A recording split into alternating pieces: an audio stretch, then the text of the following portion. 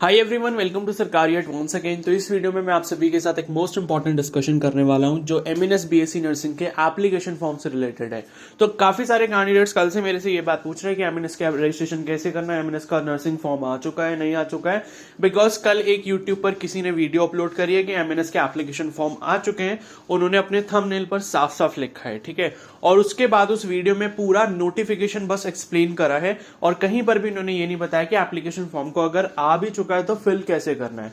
और उसके बाद कम्युनिटी पोस्ट पर उन्होंने अपना लिंक शेयर कर दिया कि भाई इस पर चले जाओ और अपना रजिस्ट्रेशन कर लो, ठीक है। तो अब मुझे नहीं पता, आप खुद जज करके बता देना कि ये आपके साथ अच्छा हुआ है या नहीं हुआ है, कि ये जो इन्फॉर्मेशन बताई गई वो सही थी या नहीं थी, ठीक है। तो अब पहले मेरी बात आप ये समझ लो कि एमएनएस के एप्लीकेशन फॉर्म अभी स्टार्ट नहीं हुए हैं, ठीक है। तो जो भी कोई ये कह रहा है तो प्लीज उनसे कहो कि आप मेरा फॉर्म फिल कर दो प्लीज, या फिर मुझे बता दो फॉर्म फिल करके अपने वीडियो में कि कैसे फिल करना है, ठीक है। देखो, फॉर्म फिल करना अलग बात है और उसके लिए रजिस्ट्रेशन करना अलग बात है। दोनों में मैं आपको डिफरेंस क्लियर अभी कर दूंगा, ठीक है। तो उससे पहले मैं आपको बता दूं कि एमएनएस के लिए अगर लाइक आपको प्रिपरेशन वगैरह कैसे करनी है वो सब जानना है, एमएनएस की एलिजिबिलिटी क्या होती है वो सब अगर जानना है, उस पर मैं ऑलरेडी पहले वीडियो अपलोड कर चुका हूं। तो वो हम फालतू का डिस्कशन दोबारा यहाँ नहीं करेंगे। अगर आपको वो देखना है तो कमेंट सेक्शन में आपको वीडियो का लिंक मिल जाएगा, वहां से जाके चेकआउट कर लो, ठीक है। तो अब एक बार हम चलते हैं इंडियन आर्मी की वेबसाइट पे जहां से एमएनएस के लिए एप्लीकेशन फॉर्म हम लोग फिल करते हैं। तो आपको सबसे पहले गूगल में सीधे सर्च करना है ज्वाइन इंडियन आर्मी। यहां पर पहला वाला जो लिंक आएगा www.joinindianarmy.nic.in, इस पर आपको जाना है। यहां पर एक मैंडेटरी कैप्चा कोड आपको फिल करना होता है, उसको फिल करने के बाद ही आप वेबसाइट पर जा सकते हो, ठीक है। अब जब आप इस वेबसाइट पर आओगे तो देखो, मैं आपको एक चीज बता दूं, जैसे ही एमएनएस के एप्लीकेशन फॉर्म शुरू होंगे सबसे पहले इंडियन आर्मी की तरफ से एक नोटिफिकेशन या नोटिस जो है वो रिलीज किया जाएगा। कहां किया जाएगा? यहां पर अगर मैं इस वेबसाइट पर थोड़ा सा जूम करता हूं तो ऑफिसर्स सिलेक्शन वाला सेक्शन जो है, यहां पर जब आप राइट हैंड साइड में देखोगे तो यहां लिखा है, एक तो नोटिफिकेशंस करके लिखा है, उसके जस्ट नीचे लिखा हुआ है notices for RVC TA and MNS entries, ठीक है। तो एमएनएस एंट्रीज से रिलेटेड जितने भी नोटिस होंगे आपको इसी टैब में मिलेंगे। इस पर मैं आपको क्लिक करके बताता हूं। तो अब जब आप यहां पर क्लिक करोगे, यहां पर आप देख सकते हो लास्ट जो नोटिफिकेशन एमएनएस बीएससी नर्सिंग के लिए आया है या admission to BSc nursing course 2024 के लिए आया, वो सेकंड नंबर पे अभी पड़ा हुआ है, ठीक है।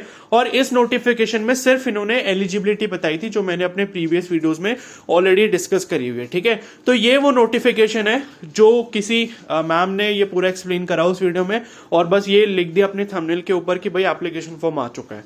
तो ये जो नोटिफिकेशन है ऑलरेडी ये 1 महीने हो गया है लगभग, आई थिंक लगभग 1 महीना हो गया है, ठीक है।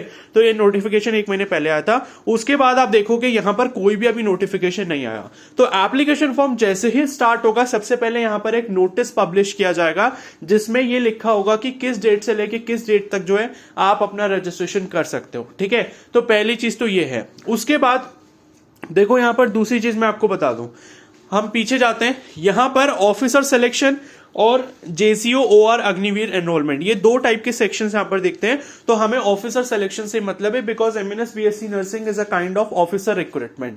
जब आप एमएनएस में बीएससी नर्सिंग करते हो उसके बाद 4 साल के बाद आप लेफ्टिनेंट के रैंक पर पोस्ट किए जाते हो, ठीक है। तो ऑफिसर के जितने भी सिलेक्शंस होते हैं वो उन सब की इंफॉर्मेशन आपको इसी टैब में मिलेगी। अब राइट हैंड साइड में आप देखोगे यहां पर लिखा है ऑफिसर्स एंट्री, अप्लाई या लॉग इन, ठीक है। इस पर हम क्लिक करते हैं।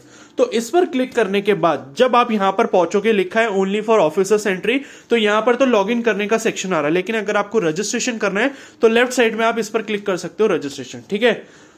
और उसके बाद इन्होंने लिखा है कि क्या क्या डॉक्यूमेंट्स आपको चाहिए होंगे। आधार कार्ड चाहिए होगा, 10th का सर्टिफिकेट चाहिए होगा, ठीक है, और आपका सिग्नेचर का वो स्कैन कॉपी और लेटेस्ट फोटो आपके पास होना चाहिए, आधार लिंक होना चाहिए आपके मोबाइल से जिस पर ओटीपी आएगा, एक्टिव ईमेल आईडी होना चाहिए, मार्कशीट होनी चाहिए आपके पास 12th की, बिकॉज 12th लेवल पे ये एमएनएस का आपका एडमिशन होता है, और एड्रेस के बारे में आपको इन्फॉर्मेशन होनी चाहिए कि परमानेंट एड्रेस और प्रेजेंट एड्रेस कौन सा है, ठीक है। तो कंटिन्यू पर मैं क्लिक करता हूं। अब जैसे यहां पर आप पहुंचोगे तो उन मैम ने क्या करा है, इसका फोटो वहां पर डाल रखा है और इसी पेज का डायरेक्ट लिंक आपको वहां पर पेस्ट करके दिया हुआ है। अब यहां पर क्या है, एक यहां पर ये ऑप्शन आता है एलिजिबिलिटी क्राइटेरिया चेक करने को, यहां पर क्लिक करो। तो वो आप खुद से कर सकते हो, उसमें अपनी डेट ऑफ बर्थ वगैरह डालनी पड़ेगी, जेंडर, क्वालिफिकेशन, तो उसमें आ जाएगा कि भाई कौन से कोर्स के लिए एलिजिबल हो। सिर्फ इतना आएगा कि एमएनएस के लिए भाई एलिजिबल हो, वहां पर कोई भी लिंक नहीं आएगा अप्लाई करने के लिए, ठीक है। उसके बाद यहां पर नीचे कंटिन्यू का ऑप्शन है, तो जब हम कंटिन्यू पर क्लिक करेंगे उसके बाद यहां पर आपको पर्सनल डिटेल्स ये सब कुछ फिल करके, अब देखो ये जो रजिस्ट्रेशन है मैं आपको बता दूं, जब आप यहां पर मतलब ये है फ्यूचर में कोई भी ऑफिसर एंट्री के लिए अगर आप एग्जाम देते हो तो उसके लिए आपको ये रजिस्ट्रेशन करना पड़ता है। जैसे मतलब ये है कि अगर आपने किसी पर्टिकुलर कोई और एग्जाम के लिए पहले अप्लाई करा हो, जैसे कि एसएससी हो गया या यूपीएससी हो गया, तो वो क्या करवाते हैं, कैंडिडेट का एक वन टाइम रजिस्ट्रेशन करवा लेते हैं। वन टाइम रजिस्ट्रेशन का मतलब है कि लाइफ में रजिस्ट्रेशन वो आप एक ही बार कर सकते हो, और एक बार वो रजिस्ट्रेशन करने के बाद फ्यूचर में ऑफिसर रिक्रूटमेंट से रिलेटेड जितने भी फॉर्म के लिए आप एलिजिबल होगे, जितने फॉर्म भी आप फिल करना चाहोगे, तो डायरेक्टली लॉग इन करके आप वहां से फिल कर पाओगे।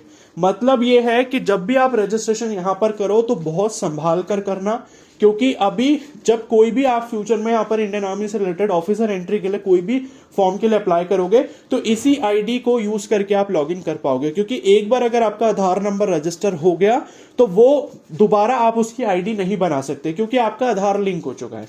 दोबारा अगर ट्राई करोगे भी फिर भी वो नहीं होगा, ठीक है। तो ये रजिस्ट्रेशन आप अभी कर सकते हो, लेकिन मैं यही बोलूंगा कि भाई अभी भी करने को कोई फायदा नहीं है, जब फॉर्म आपके स्टार्ट हो जाएंगे तब आप कर लेना, ठीक है। तो ये जो रजिस्ट्रेशन है ये कोई भी कर सकता है, फॉर्म आए हो या ना आए हो, दोनों ही केसेस में आप ये रजिस्ट्रेशन कर सकते हो।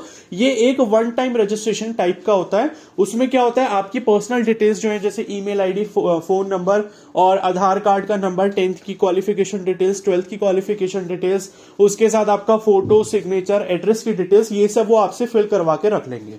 अब फिल करवा के रखने के बाद क्या, आपकी एक आईडी जो है इंडियन आर्मी की पोर्टल पे बन चुकी है, तो उसके बाद जब एप्लीकेशन फॉर्म आएगा आप डायरेक्टली अप्लाई कर पाओगे। आपको ये सब बेसिक डिटेल्स बार बार एंटर नहीं करनी पड़ेगी।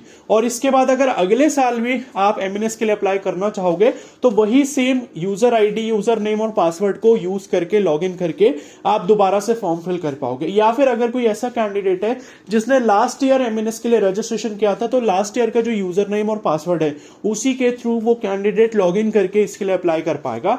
कोई भी नया रजिस्ट्रेशन यहां पर नहीं होता है जिसने एक बार कर लिया। तो लाइफ में सिर्फ एक ही बार रजिस्ट्रेशन कर सकते हो। जैसे अगर कोई यूपीएससी का एग्जाम फ्यूचर में देता है या यूपीपीएससी का देता है या फिर एसएससी का देता है, तो उस केस में भी ओटीआर करना पड़ता है। ओटीआर मतलब वन टाइम रजिस्ट्रेशन। तो एक बार आपने लाइफ में रजिस्ट्रेशन कर लिया, फ्यूचर में जितने भी फॉर्म उसके आएंगे वो सब आप उसी को लॉग इन करके फिल करोगे, ठीक है।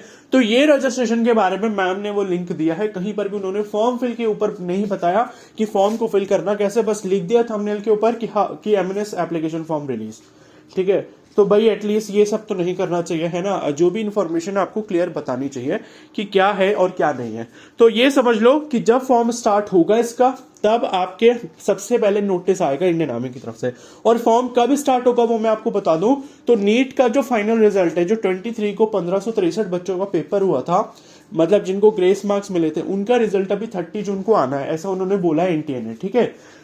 तो वो जब रिजल्ट आ जाएगा, जब ये नीट का जो मैटर है वो फाइनल हो जाएगा, ये जो केस वेस चल रहा है, जब सब कुछ निपट जाएगा, उसके बाद ही इंडियन आर्मी अपना एप्लीकेशन फॉर्म रिलीज करेगी। बिकॉज उन्हें भी पता है कि बीच में अगर हमने फॉर्म रिलीज कर दिया और कुछ गड़बड़ हो गई, पता चला कि सारे बच्चों का नीट एग्जाम कैंसिल हो गया और दोबारा होने लग गया, तो उनको बहुत प्रॉब्लम हो जाएगी। क्योंकि उनका फॉर्म आएगा, उनका फॉर्म ज्यादा टाइम तक ओपन नहीं रहता, 4-5 दिन या एक हफ्ते तक फॉर्म ओपन रहता है।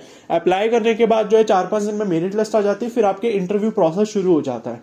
तो उसके बाद क्या है, जैसे ही अगर इन्होंने फॉर्म रिलीज करा, उसके 10 से 15 दिन के अंदर अंदर जो है इंटरव्यू प्रोसेस स्टार्ट हो जाएगा। अब मान लो बच्चों का इंटरव्यू इन्होंने ले लिया, पता चला 20 दिन बाद या 1 महीने बाद कि नीट एग्जाम कैंसिल हो रहा है, ठीक है, तो फिर ये सारी गड़बड़ हो जाएगी। तो उस सब चीजों से बचने के लिए इंडियन आर्मी ने अभी तक एमएनएस का एप्लीकेशन फॉर्म रिलीज नहीं करा। तो ये है कि आप चैनल को सब्सक्राइब कर लो और बेल आइकन को प्रेस कर लो। जब ऑफिशियल अपडेट आ जाएगा कि भाई फॉर्म स्टार्ट यहां पर हो चुका है, तब मैं आपको इन्फॉर्म कर दूंगा इसी चैनल के ऊपर, ठीक है। और बाकी जितने भी कैंडिडेट्स का स्कोर भाई 500 से ऊपर रहता है, तो मैं उन सभी को सजेस्ट करूंगा कि एमएनएस के लिए जरूर ट्राई करें। बिकॉज यहाँ पर 4 ईयर का बीएससी नर्सिंग कोर्स करने के बाद आपको जॉब की 100% श्योरिटी रहती है, ठीक है। तो ये बहुत ही अच्छा बेनिफिट है। और किसी भी आप एम्स वगैरह से, किसी भी अदर कॉलेज से कर लोगे तो वहां पर जॉब श्योरिटी नहीं है, जॉब के लिए आपको फिर से एग्जाम क्रैक करना पड़ेगा। तो आई होप आपको सारी इंफॉर्मेशन अच्छे समझ आ गई होगी। अब अगर आपके सारे डाउट्स क्लियर हो गए तो मुझे कमेंट सेक्शन में जरूर बता देना, या फिर अगर आपका कोई भी डाउट रह गया हो, और चैनल पर अगर नए हो तो सब्सक्राइब कर लो और बेल आइकन को प्रेस कर लो, और अपने फ्रेंड्स के साथ भी इस वीडियो को शेयर कर सकते हो। और बाकी जितनी भी डाउट्स हो आप मेरे को बता सकते हो, ठीक है। तो इस वीडियो को यहीं पर ख़त्म करते हैं। Okay, so thank you and have a nice day.